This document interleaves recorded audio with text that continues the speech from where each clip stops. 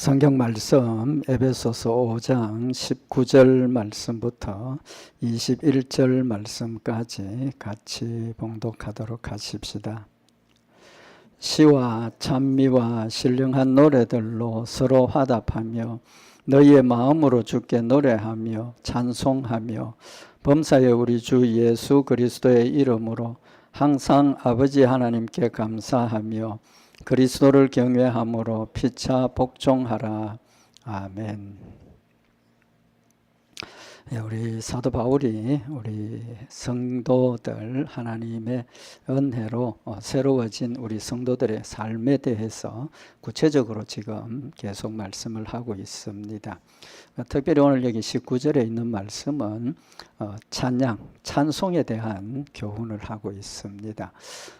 목회를 하면서 늘 좀 느끼는 그런 느낌이지만 이 성경 말씀에 대해서는 굉장히 열심히 전하고 강조하고 이제 이런데 거기에 비해서 우리 찬송에 대해서는 그렇게 많이 또 성경에도 또 그렇게 많이 기록된 부분이 없고 그렇다 보니까 그렇게 되는 것 같은데 이 찬송에 대한 우리가 교훈이 좀 부족한 그런 면이 있다. 늘 그런 생각을 합니다. 하면서도 이 찬송에 대한 것 잘 이렇게 말씀을 못 드리는데 오늘 여기 있는 이 말씀은 우리 성도들의 찬송에 대한 아주 중요한 교훈을 하시는 말씀입니다. 여기 19절에 보면 시와 찬미와 신령한 노래들로 서로 화답하며 너희의 마음으로 주께 노래하며 찬송하며 또 범사에 감사하는 그런 역사가 있어야 된다라고 말씀을 하고 있습니다. 그래서 시와 찬미와 신령한 노래, 오늘 찬송에 대해서 좀 말씀을 상고를 하도록 하십시다. 결론부터 말씀을 드리면 성경이 굉장히 중요하지만 찬송도 굉장히 중요하고 또 찬송을 통해서 하나님의 큰 능력의 역사가 나타나는 걸 우리가 볼 수가 있습니다. 그래서 우리가 찬송에 대한 부분 조금 말씀을 참고를 하도록 하십시다. 여기 시와 찬미와 신령한 노래, 우리가 찬송을 부르는데 그 찬송의 내용이 뭐냐는 겁니다. 우리는 하나님의 말씀 성경으로 딱 제한이 되어 있죠, 그죠? 제한이 되어 있는데 하나님 앞에 드리는 찬송은 어떤 것들이어야 하느냐? 이제 거기에 대한 말씀을 지금 하고 있습니다. 여기 특별히 시와 찬미와 신령한 노래들을 그랬는데 이 시라는 뜻은 다윗의 시를 의미를 합니다. 지금 우리가 찬송가에 찬송곡이 많죠, 그죠? 많고 또 가스펠송이라 그래서 여러 가지 그런 하나님의 은혜를 감사하고 찬양하는 그런 곡들이 많지만 초대교회 시대, 구약 시대에 찬송이 있었겠습니까? 없었겠습니까? 있었습니다. 그죠? 있었습니다. 근데 그런 기록들, 성경이 기록돼서 우리에게 전달된 것처럼 그 곡들이나 이런 것들이 기록이 되어서 지금 우리에게 전달되는 부분들이 거의 없죠. 이제 그래서 그런데 사실은 구약 시대에도 이 굉장히 찬송이 중요하게 다루어졌습니다. 여기 시라는 것은 특별히 이제 다윗의 시를 의미를 합니다. 다윗의 시. 그래서 시편이 몇 편입니까? 150편. 시편이 전부 150편인데 다윗의 시가 73편, 73편이 다윗의 시입니다. 그래서 주로 그 찬양할 때 다윗의 시를 가지고 찬양을 했습니다. 그래서 우리가 지금 찬송가를 가지기 이전에 찬송 그러면 다윗이 하나님 앞에 고백했던 그 찬양했던 그 시편을 가지고 찬양을 했다고 그렇게 일반적으로 봅니다. 그 다음에 여기 찬미는 찬송, 이제 곡조가 있는 그런 찬송을 의미를 하고 신령한 노래들은 영적으로 하나님 앞에 드려진 노래, 찬송 같은 의미이기는 한데 이 시, 찬미, 신령한 노래 이 세 가지가 구약 시대에 하나님 앞에 드려진 찬송가입니다. 찬송가고 그래서 여기 신령한 노래도 찬송이라는 뜻이죠. 그래서 영적인 그런 찬송, 하나님에 대한 감사와 기쁨과 또 하나님께 영광 돌려드리는 그런 내용들이 되어진 겁니다. 그래서 구약시대에 하나님 앞에 드려진 이런 찬송들, 좀 제한적이기는 하지만 어쨌든 다윗의 시가 전부가 내용들이 주로 자신이 하나님으로부터 받은 은혜, 또 자신이 체험한 것, 이런 것들을 근거로 어떤 하나님이신가, 자신에게 있어서 어떤 하나님이신가 하는 내용들을 기록을 하고 있죠. 그래서 특별히 굉장히 어려운 상황에 처해 있다가 노임을 받으면 하나님 정말 전능하신 하나님이시고 나를 사랑하셔서 구원해 주셨습니다. 이런 믿음의 고백들이 거기에 담겨져 있죠. 그렇습니다. 그 다음에 이제 여기 시와 찬미와 신령한 노래들로 서로 화답하며 그랬습니다. 서로 화답하며. 사실은 이 서로 화답한다는 이 번역이 헬라 원어 성경하고는 조금 뜻을 의역을 해서 지금 번역을 한 겁니다. 원문의 의미가 뭐냐 하면 서로라는 이 단어는 너 자신이라는 뜻입니다.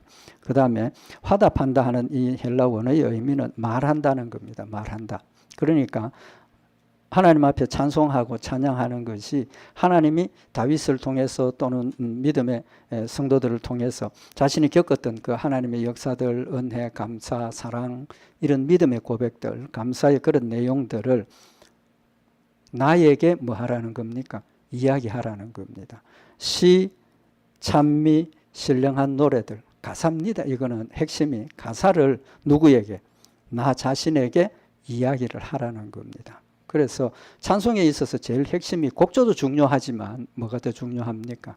가사가 중요하다는 의미를 지금 우리에게 교훈을 하시는 겁니다. 그래서 우리가 찬송을 부르면서 뭐 이런 곡자를 통해서 슬픔을 표현하기도 하고 기쁨과 감사 또는 박자나 이런 것들을 통해서 우리의 어떤 그 감사하는 즐거움을 표현을 하기는 하지만 핵심이 가사를 통해서 하나님께 영광 돌려드리고 그 자신에게, 내 자신에게, 찬송을 부르는 내 자신에게 그 가사를 내 자신에게 이야기를 한다는 겁니다. 그 말은 뭡니까? 찬송을 부르면서 가사를 통해서 나에게 그 내용과 그 의미를 스스로에게 전달한다는 거죠. 그래서 찬송을 부르면서 내 자신의 그것이 나의 동일한 믿음의 고백이 될 수도 있고 또 그것이 다른 사람이 받았던 그 은혜의 상황을 나도 그 가사를 통해서 깨닫게 되고 또 우리 은혜를 받게 되고 하나님께 드려지는 이제 그런 내용이 되죠. 그래서 서로 화답하라 하는 의미가 이제 그런 의미로 의역을 했다라고 저는 생각을 합니다. 그래서 어쨌든 이 서로 화답하라 하는 이 헬라 원어의 의미는 너 자신에게 이야기하라는 겁니다. 가사를 그러니까 찬송을 부를 때 그냥 이렇게 뭐 아무렇다나 이렇게 뭐 표현이 좀 죄송합니다. 좀 관심을 안 가지고 그냥 습관적으로 찬송, 기도도 마찬가지 아닙니까? 기도도 어떤 때는 습관적인 기도가 될 수도 있고 이런데 거기에 마음을 담아서 여기 보면 너희의 마음으로 주께 노래하며 마음으로 노래한다는 것이 가사의 뜻을 생각을 하고 그것이 다윗의 믿음의 고백이 나의 믿음의 고백이 되도록 그 가사를 내 마음속에 새기고 동일한 그런 자세로 하나님 앞에 찬송하라는 거죠. 그래서 결국은 찬송도 우리가 뭐라고 그럽니까? 곡조 있는 기도다 그렇게 이야기를 하죠. 곡조 있는 기도라고 이야기를 하는 의미가 우리가 그 가사를 마음에 담아서 하나님 앞에 고백하고 같은 믿음을 고백하고 또 같은 은혜를 그걸 통해서 같은 은혜를 느끼고 받는 그런 것이 찬양의 찬송의 핵심이라는 사실을 지금 우리에게 교훈을 하고 있는 겁니다. 그래서 너희의 마음으로 주께 노래하며 찬송하라. 마음으로 찬송하는 겁니다. 그게 뭡니까? 우리가 마음, 하나님께서 우리의 뭘 보신다 그랬습니까? 마음을 보신다 그랬지 않습니까? 마음에 쌓여진 선으로 착한 행실, 순종이 곧 마음에 쌓여 있는 믿음의 선한 것들이 쌓여서 순종하는 모습으로 또 순종하는 열매로 나타내는 것처럼 찬송 역시도 우리의 마음으로 하나님 앞에 드려져야 한다는 사실을 말씀을 하고 있는 겁니다. 그래서 마음으로 하나님 앞에 찬송하는 그것이 진정한 하나님이 연락하시고 받으시는 찬송이 되고, 역시 제사라는 관점에서 보면 하나님 연락하시는 제사가 되어져야 한다는 사실을 말씀을 하고 있는 겁니다. 그래서 계시록 2장 23절에 보면 또 내가 사망으로 그의 자녀를 죽이리니 모든 교회가 나는 사람의 뜻과 마음을 살피는 자인 줄 알리라. 하나님께서 우리에게 징계하시고 하는 이런 일들을 통해서 사람들이 마음과 뜻, 사람의 마음과 뜻을 살피고 마음을 보시는 하나님이시라는 사실을 말씀을 하셨는데, 역시 우리가 찬송도 하나님 앞에 온전하게 드리는 그런 마음의 믿음의 고백이 되고 찬송이 되어야 된다는 사실을 말씀을 하고 있는 겁니다. 특별히 찬송에 대한 구체적인 교훈을 시편에 하고 있습니다. 시편 113편이 찬송에 대한 우리에게 아주 중요한 교훈을 하시는 말씀인데, 시편 113편에 보면 우리 찬송하는 자세, 찬송의 대상, 또 언제부터 언제까지 찬송하느냐, 이런 걸 시편 113편에 구체적으로 기록을 하고 있죠. 113편에 보면 할렐루야 여호와의 종들아 찬양하라, 여호와의 이름을 찬양하라. 할렐루야, 하나님께 영광을 돌리고, 누가?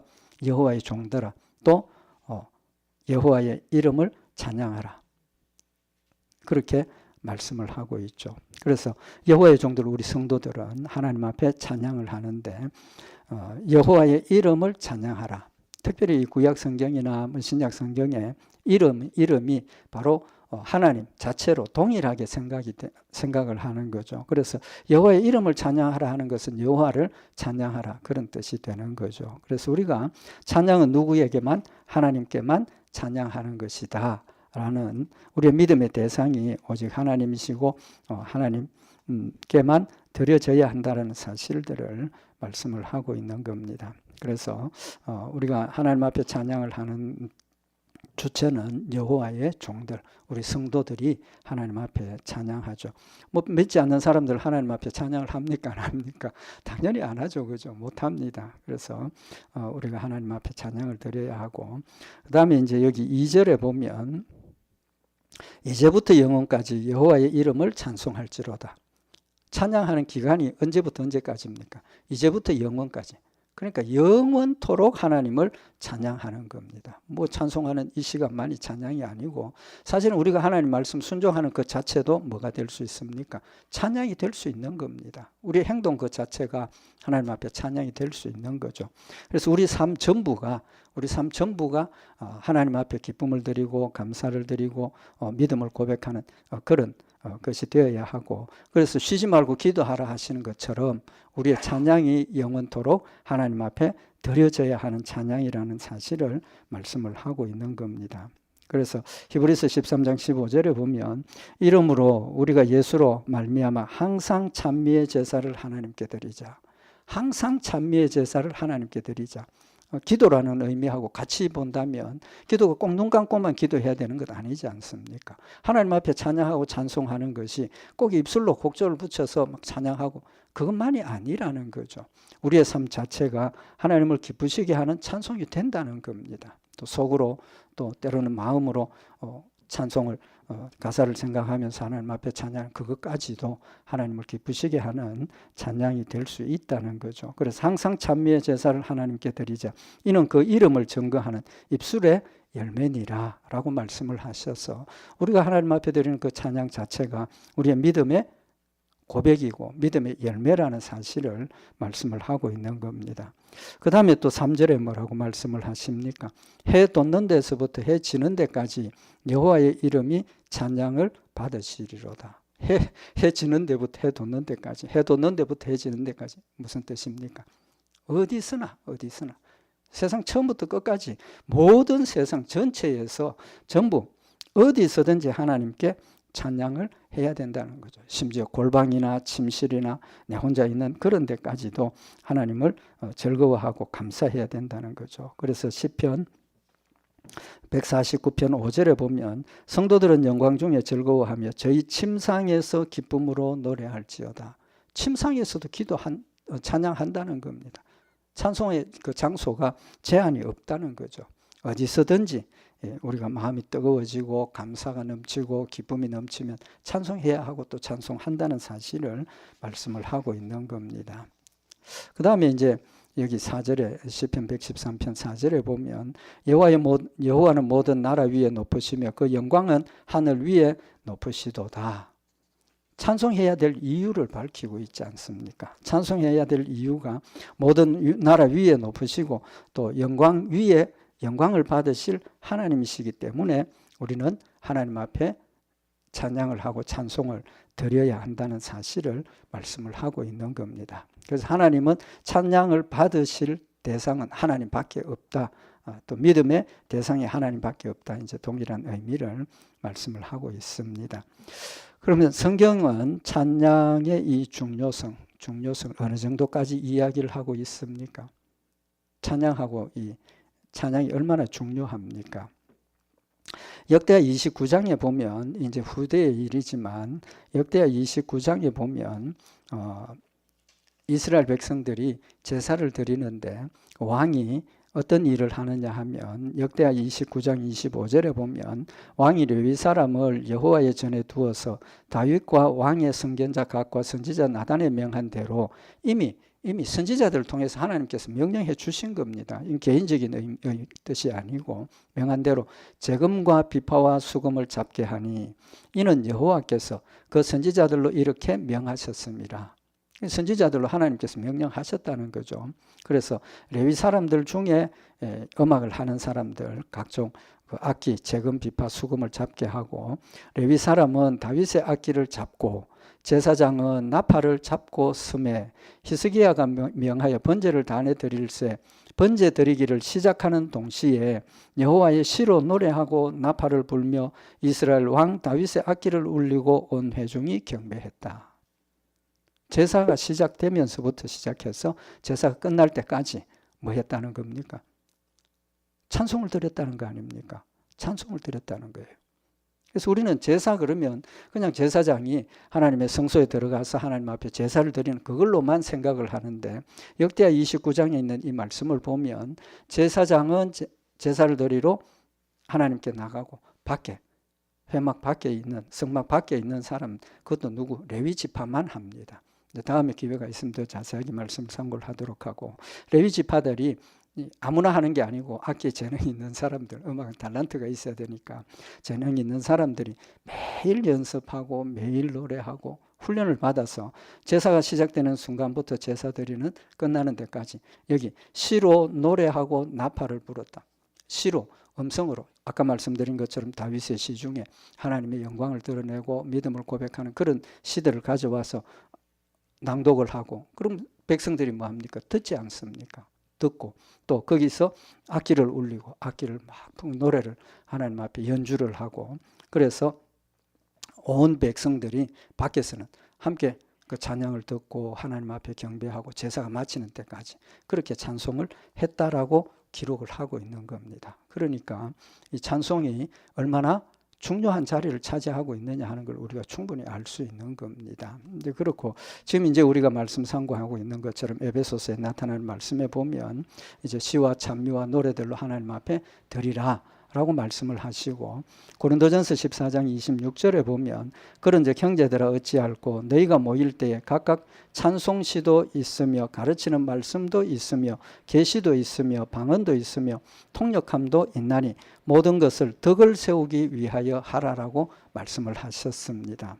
그래서 초대교회 때는 지금처럼 지금하고는 다르게 성령의 역사가 지금보다 더 명확하게 은사들이 나타나는 그런 시대였습니다. 왜 그렇습니까?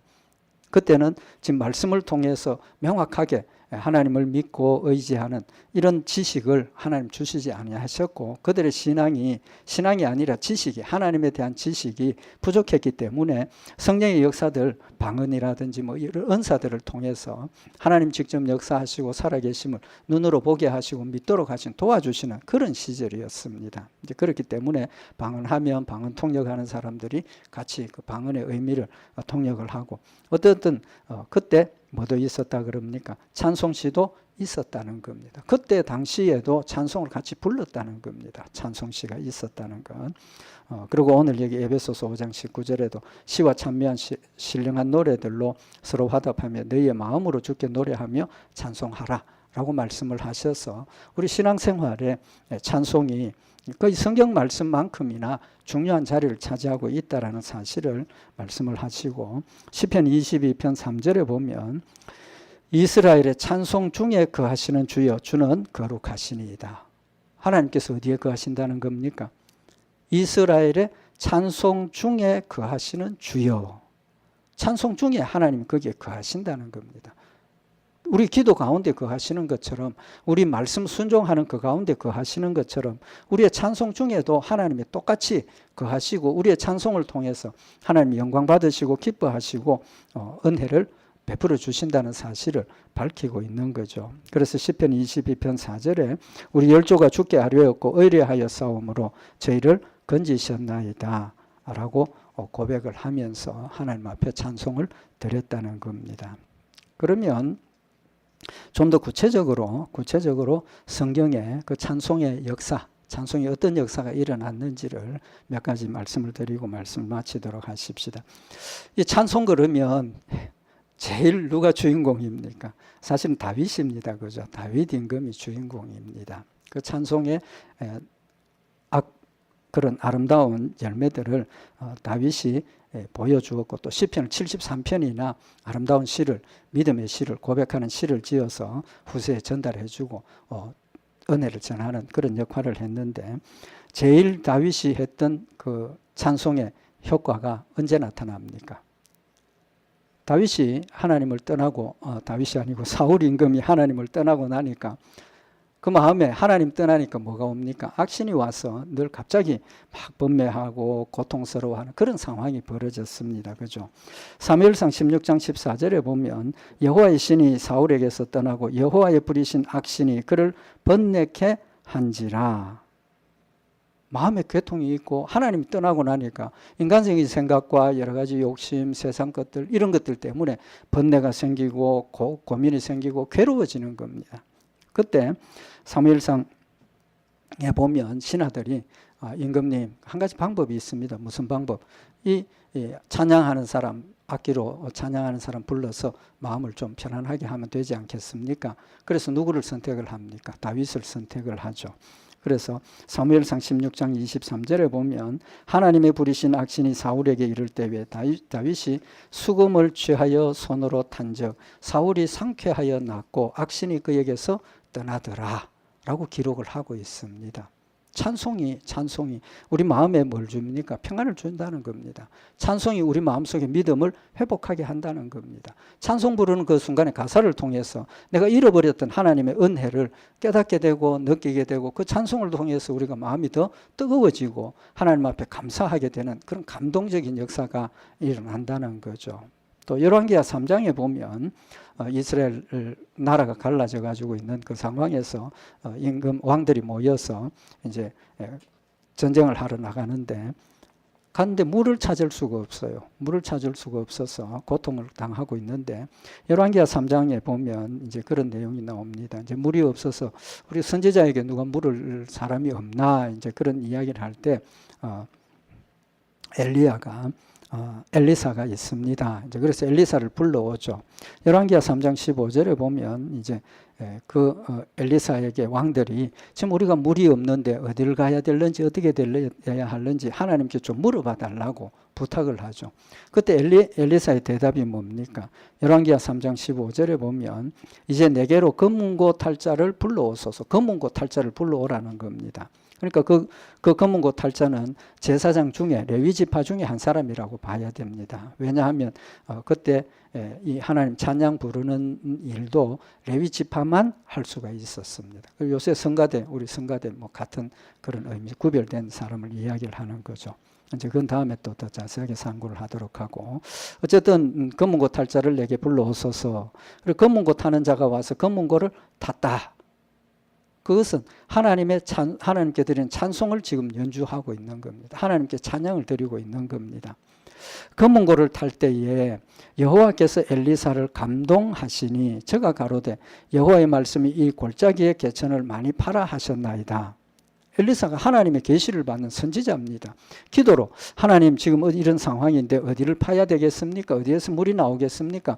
그렇게 기도로 하나님 앞에 얼마든지 물어볼 수 있고 또 그렇게 물어보는 것이 일반적인 텐데 엘리사가 검은고 타는 사람 불러오도록 하십시오. 검은고를 타도록 해주십시오. 하나님 앞에 찬송을 하라는 겁니다. 하나님께 찬송을 하고 본인도 하나님 앞에 엎드려서 기도할 때 하나님께서 계시해 주시고 알려주셨다는 사실을 지금 말씀을 하고 있는 겁니다. 그런 관점에서 보면 우리가 찬송을 부르는 그때에 하나님께서 우리의 마음을 어떻게 하십니까? 움직이시는 거예요. 우리 마음을 움직이시는 거예요.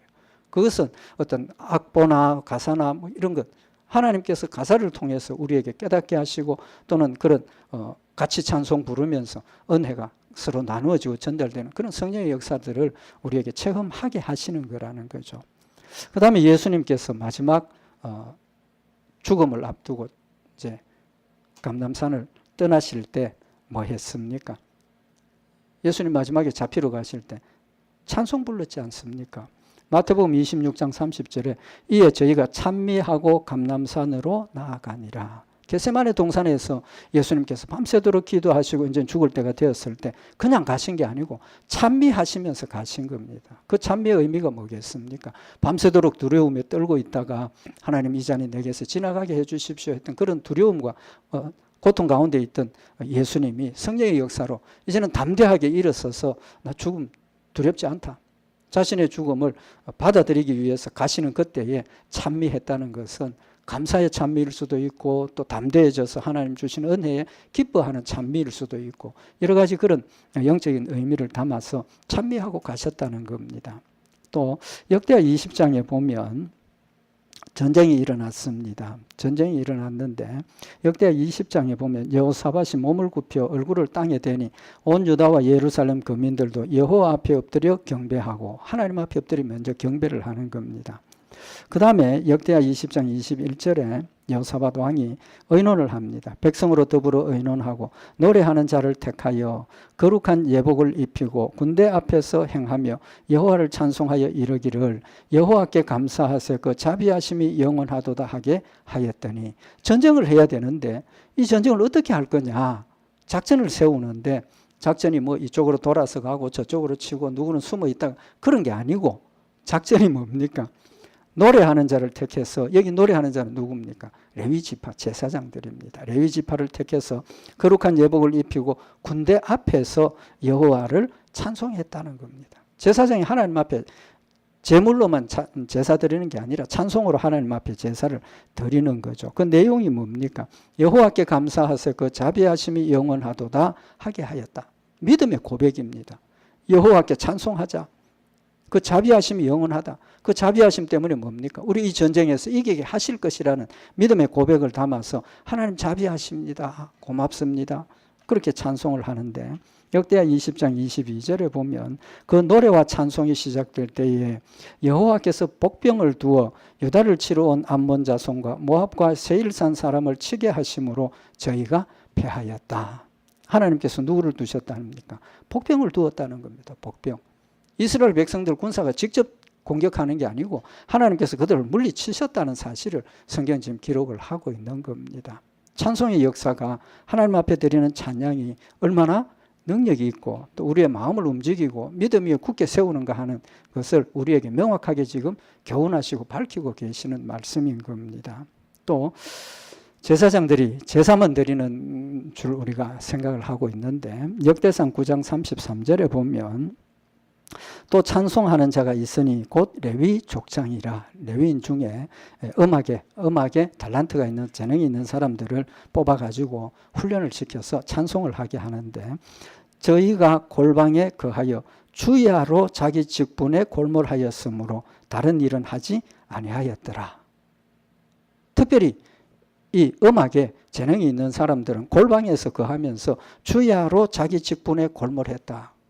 음악 찬송하고 훈련 그것도 그냥 하는 게 아니라는 겁니다. 그만큼 훈련을 열심히 받았고 준비도 하고 또 다른 관점에서는 또 그 시간에 하나님께 직접 찬양도 드리고 24시간 하나님 앞에 찬양하며 돌아가는 그런 모습을 지금 우리에게 보여주고 있는 겁니다. 그래서 시편 134편 1절에 보면 밤에 여호와의 집에서 넌 여호와의 모든 종들아 여호와를 송축하라. 밤에 하나님 전에서 찬양했던 그런 성가대가 있었다라는 사실을 밝히고 있고, 느헤미야 12장 46절에 보면 옛적 다윗과 아삽의 때에는 노래하는 자의 두목이 있어서 하나님께 찬송하는 노래와 감사하는 노래를 하였음이라. 전적으로 찬송만 하는 그런 레위 지파 중에 제사장들이 있었다는 겁니다.